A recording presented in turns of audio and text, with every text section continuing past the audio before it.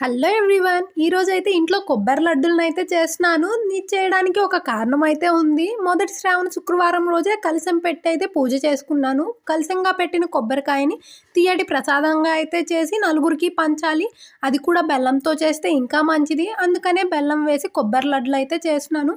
దానికోసం కొబ్బరికాయనైతే కొట్టి కొబ్బరిని సన్నటి ముక్కల్లా కట్ చేసి మిక్సీకి అయితే తురుములాగా అయితే మిక్సీ చేసేసుకున్నాను. నెక్స్ట్ అయితే అది 2:30 కప్పుల వరకు అయింది కొబ్బరి తురుము. 2:30 కప్పులకి 2 కప్పుల వరకు బెల్లాన్ని అయితే వేసుకొని ఒక పావు కప్పు నీళ్లు పోసుకొని పాకం రానిచ్చిన తర్వాత ముందుగా మిక్సీ పట్టుకున్న కొబ్బరి తురుమునైతే దాంట్లో వేసి బాగా ఉడకనివ్వాలి పాకంలో. అప్పుడు కొబ్బరిలో ఉన్న నీరంతా కూడా బయటకు వచ్చి నీరుగా ఉంటుంది. ఆ నీరంతా కూడా ఎగిరిపోయిన తర్వాత కాస్త యాలక్కాయ పొడి వేసుకొని ఒక ప్లేట్ కి నెయ్యి రాసుకొని ఇది మొత్తాన్ని కూడా ప్లేట్ లోకి అయితే వేసుకున్నా. గోరువెచ్చగా అయిన తర్వాత లడ్డూలు లెక్క అయితే చుట్టేసుకున్నాను. ఏ పాకాన్ని ఇంకొంచెం ముదరనిస్తే కొబ్బరి లౌజ్ లా ముక్కల్లా కట్ చేసుకోవచ్చు. టేస్ట్ అయితే చాలా బాగా కుదిరింది.